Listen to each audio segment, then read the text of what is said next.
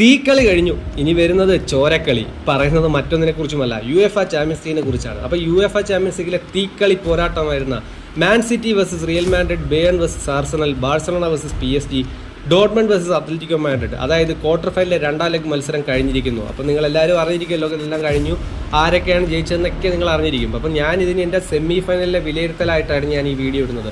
അപ്പം Man City versus Real Madrid മത്സരത്തിൽ പെനാൽറ്റിയിലേക്ക് കടന്ന മത്സരത്തിൽ 4 പെനാൽറ്റി റിയൽ മാഡ്രിഡ് ലക്ഷ്യത്തിലെത്തിച്ചു. മാൻ സിറ്റി 3 മാത്രമേ എത്തിച്ചുള്ളൂ. അങ്ങനെ മാൻ സിറ്റി പുറത്തായി, റിയൽ മാഡ്രിഡ് കയറി. ബേൺ അതുപോലെ ബേൺ ആർസണൽ മത്സരത്തിൽ 1-0 ബേൺ ജയിച്ചു. അതുപോലെ PSG വേഴ്സസ് ബാഴ്സലോണ മത്സരത്തിൽ ബാഴ്സലോണ മുൻതൂക്കം നഷ്ടപ്പെടുത്തി, PSG ജയിച്ചു. പിന്നെ ഡോർട്ട്മണ്ട് വേഴ്സസ് അത്ലറ്റിക്കോ മാഡ്രിഡ് മത്സരത്തിൽ ഡോർട്ട്മണ്ട് ജയിച്ചു. അങ്ങനെ Real Madrid, Bayern Munich, PSG and Dortmund, ഇതാണ് സെമി ഫൈനലിലേക്കുള്ള 4 ടീമുകൾ എത്തിയിരിക്കുന്നത്. തീപാറ് സെമി ഫൈനലായിരിക്കും. അപ്പോൾ ഈ പറയുന്നത് ഈ 4 ടീമുകളാണോ എത്തേണ്ടിരുന്നതെന്ന് ചോദിച്ചു കഴിഞ്ഞാൽ അല്ല.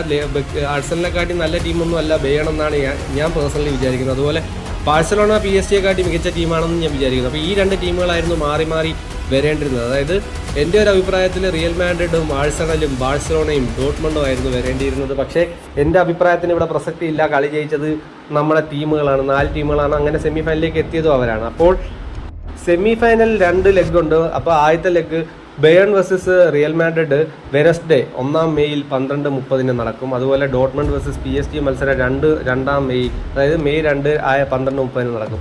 രണ്ടാം ലെഗ് മത്സരം മെയ് 8 PSG വേഴ്സസ് ഡോർട്ട്മണ്ട് നടക്കുന്നത്. അതുപോലെ മെയ് 9 നടക്കും റിയൽ മാഡ്രിഡ് വേഴ്സസ് ബേൺ. അപ്പം ബേൺ വേഴ്സസ് റിയൽ മാഡ്രിഡ് നോക്കി കഴിഞ്ഞ് കഴിഞ്ഞാൽ റിയൽ മാഡ്രിഡ് ഇതേണക്ക് യൂറോപ്യൻ ചാമ്പ്യൻസ് ട്രോഫികളിൽ, അതായത് യൂറോപ്യൻ ലീഗ് കപ്പുകളിൽ റിയൽ മാഡ്രിഡിനെ പോലെ ജയിക്കാനായിട്ട് ഉറച്ച മനസ്സോടെ വരുന്ന ടീം വേറെ ഒന്നും ഇല്ലെന്ന് തന്നെയാണ് എനിക്ക് തോന്നുന്നത്.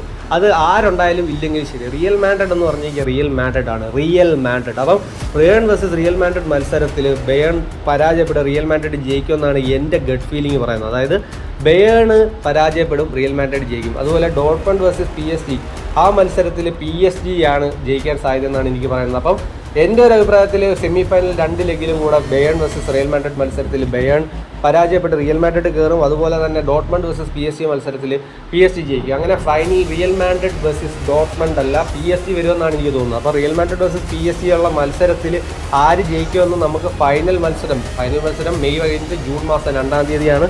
ജൂൺ മാസം 2-ാം തീയതി നമുക്ക് കാണാൻ കഴിയും. അപ്പോൾ എൻ്റെ ഒരു വിലയിരുത്തലിൽ ഡോർട്ട്മണ്ട് പരാജയപ്പെടും, ആരുമായിട്ട് PSG-യുമായിട്ട് പരാജയപ്പെടും. റിയൽ മാഡ്രിഡിൻ്റെ കൂടെ ബേൺ പരാജയപ്പെടും. റിയൽ മാഡ്രിഡ് വേഴ്സസ് PSG ആണ് ഫൈനൽ വരാൻ പോകുന്നത്. റിയൽ മാഡ്രിഡ് കപ്പടിക്കും, തൻ്റെ 11ാമത്തെ ചാമ്പ്യൻസ് ലീഗ് കപ്പടിക്കുമെന്നാണ് എനിക്ക് തോന്നുന്നത്. അപ്പോൾ റിയൽ മാഡ്രിഡ് ഈ തവണത്തെ UEFA ചാമ്പ്യൻസ് ലീഗ് കപ്പടിക്കുമെന്നാണ് എനിക്ക് തോന്നുന്നത്. നിങ്ങൾക്ക് എന്ത് തോന്നുന്നു? Follow for more content, travel, movies and football.